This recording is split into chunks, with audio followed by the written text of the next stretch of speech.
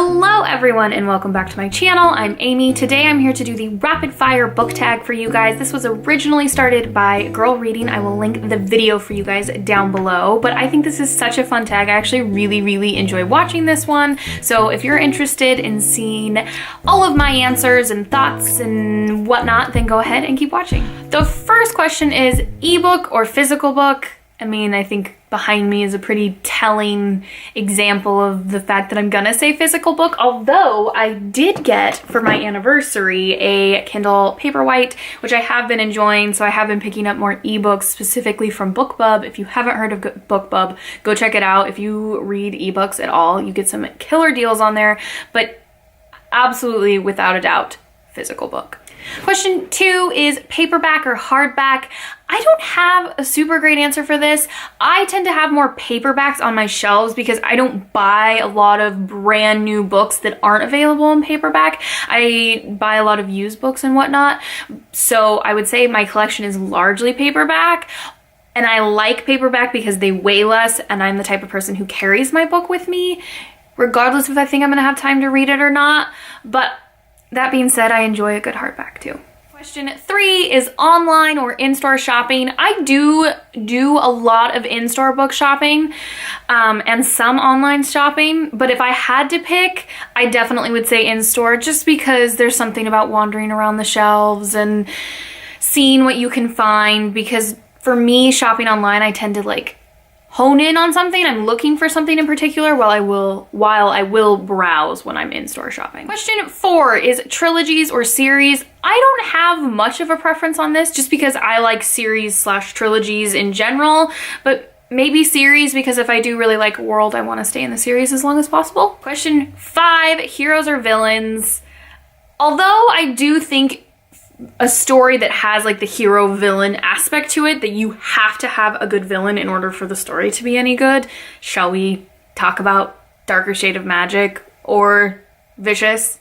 Anyways, I am a hero person. I just think they go through a lot more. There's more character development. They have more struggles, and I mean, I just like seeing that. Question 6 is a book you want everyone to read. And I know at one point I did say A Tree Grows in Brooklyn, which I do love that book. It's probably my favorite book of all time. But I thought about this today really long and really hard. And this may be a cop-out to some people, but I think it's true. And for me, that's Harry Potter. And this is Harry Potter and the Sorcerer's Stone by J.K. Rowling, of course. Now, I'm just gonna hold this one up, but I think you should read the whole series. There's a reason everyone tends to love these books and gravitates towards these books regardless of their age or where they're from or their past or there's so much to learn from these books, and the lessons and whatnot that happens in these books, in my experience, have never happened anywhere else, and I just really think everyone should read them, and they bring me happy memories. Make my heart very happy. Question number 7 is recommend an underrated book. Now, I know that this book is a movie, so maybe it's not that underrated, but I just don't hear a lot of people talking about it, partially because it came out a while ago, but I do think it's a really good book, and she is not known for this book like she is her other books, and you'll know when I hold it up, which is right now, and that is The Host by Stephanie Meyer. This book is really good. It's really interesting, and I've never read anything like it, and I think there's some really important points and thoughts and things that are very prevalent and relevant and etc. in our world right now, and I do think that you should read this book if you haven't read it. It's a good story, and I do think the movie adaptation is a decent one, although it has been a long time since I've read this, but I think her writing in this book is way better than it was in the Twilight series, and it's just a great story, guys. Go read it. Question 8? I think it's question 8. We're gonna stop counting. I think I say this in every tag video, but we're gonna stop counting because I have no idea what number we're at. Is the last book that you read, and for me, that was Exit West by Mohsen Hamid. Really good book. You will hear more thoughts about it in my wrap up, and I might do a book review. If you guys are interested in a book review, let me know, but very interesting and not exactly what I expected. The next question is the last book that you bought, and this is going to come as no surprise to most of you, and that is Frederick Bachman's novella, And Every Morning the Way Home Gets Longer and Longer, and it's less than 100 pages, and I'm so excited to read it, and it has colored illustrations in it, and it's about a man, an older man, who sits with his grandson and they talk about their shared love of math, and they're both grieving the boy's grandmother and the grandfather's wife, and it just sounds wonderful and I can't wait to read it. I probably will pick it up very, very soon. The weirdest thing I've ever used as a bookmark. I don't have a super great answer for this. I do have a Becca Cooper book that currently has a letter that Erin wrote to me when we were in college that was the bookmark, and I just kept in there. But it's not that weird, but I think that's the best I got for you. Used books, yes or no? Heck yes. I would say 90% of the books that I buy are used. I love used books. I feel like the books themselves have a story to tell outside of the actual words written in them. They're less expensive, and sometimes they have other people's notes in them, and sometimes they're really beat up, and sometimes I just really like a really beat up book. I know most people will not agree with that, but I'm hard on my books anyways, so why not get a used one, because I'm gonna write in it and throw it in my purse and take it everywhere with me, so the pre-loving has already happened, and I just get to love that book some more. Top 3 favorite genres: historical fiction, literary fiction, can I say that? And fantasy, probably? Maybe?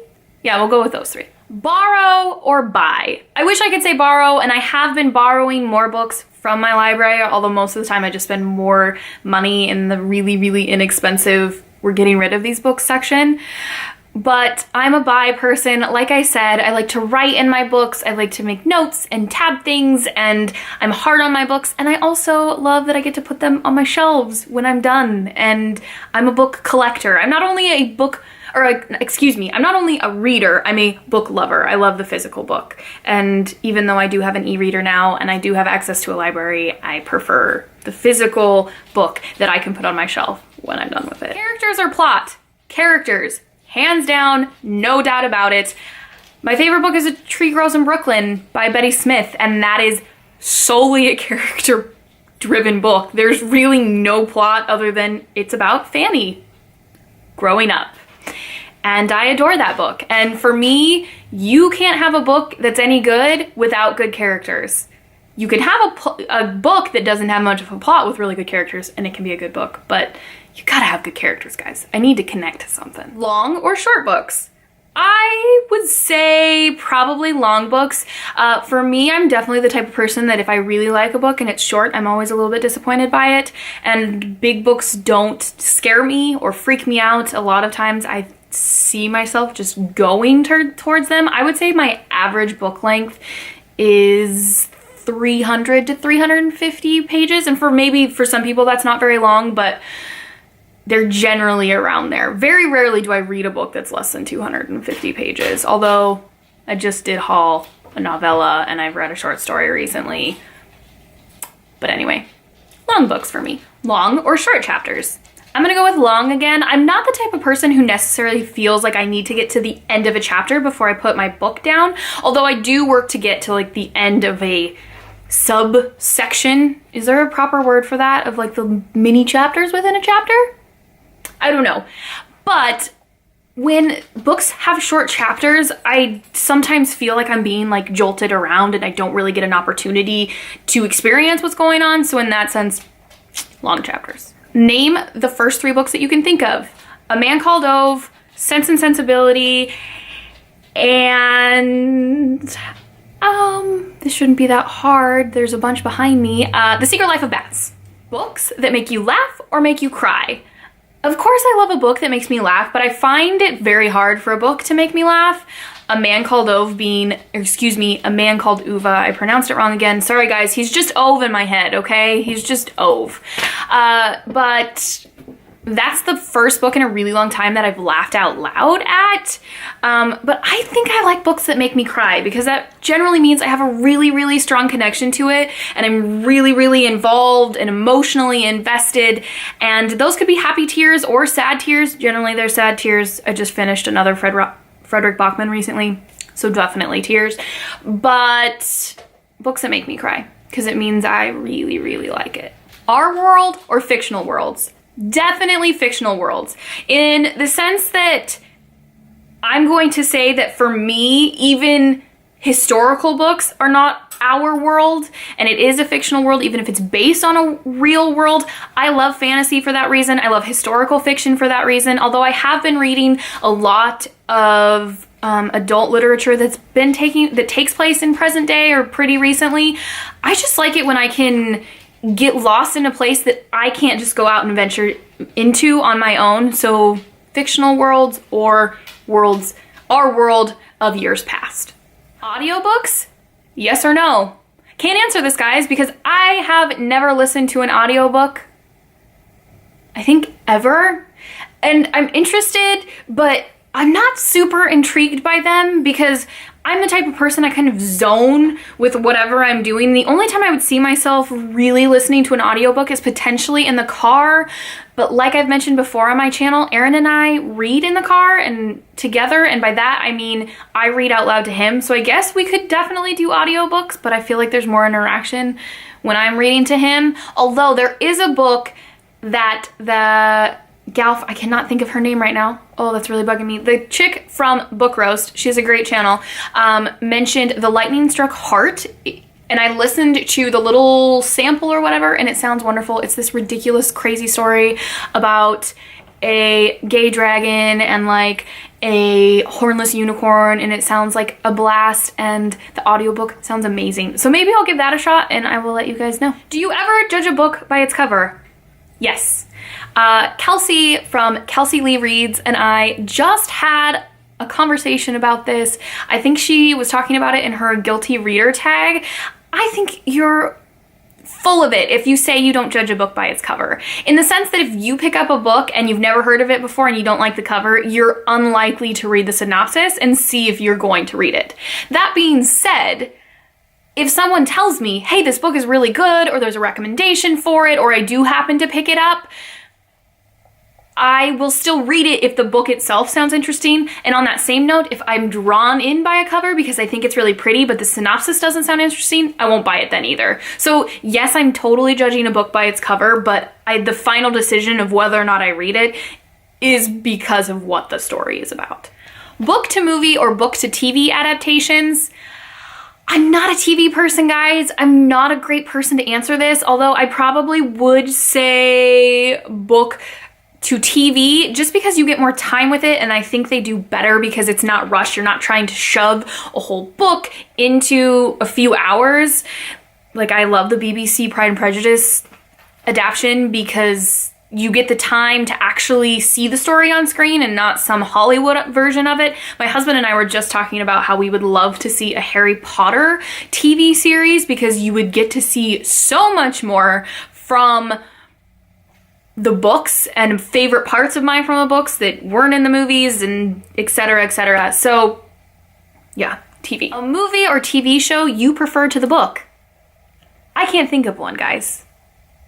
I know Holes, the movie adaptation, was probably the closest I've ever seen to being exactly like the book, but there was this t-shirt at Target the other day and I should have bought it because it said the book is always better, and I'm one of those people. The book is always better. And the last question is series or standalones. I don't feel like I don't want to pick between the two because sometimes I want a really good series to get lost into and spend all this time with these characters. I mean, imagine how sad it would be if Harry Potter was only one book, but in other instances where there's all these Frederick Bachman books that I'm absolutely adoring right now, or historical fiction books, you don't need multiple books. So I'm gonna cop out and say both on this one because it depends on what I'm in the mood for. Mood reader here, guys. I mean, That's just the truth of it. Well, there you are, guys. There is the rapid fire book tag. This is a really, really fun tag. I've really enjoyed doing this one. If you guys have done it, be sure to let me know. I'd love to check out your videos, or if you agree with me on some of these things and we have these quirky isms that sometimes I feel like I'm the only one that is that way, help me feel like I'm not the only one, because I know there's more of you, not only readers, but book lovers out there, and I want to hear from you. But if you liked this video, please like it, and if you loved it, please subscribe, and we will see you in my next video. Happy reading! Our world or fictional? Our world? Loki. Loki, stop eating the squirrel, please.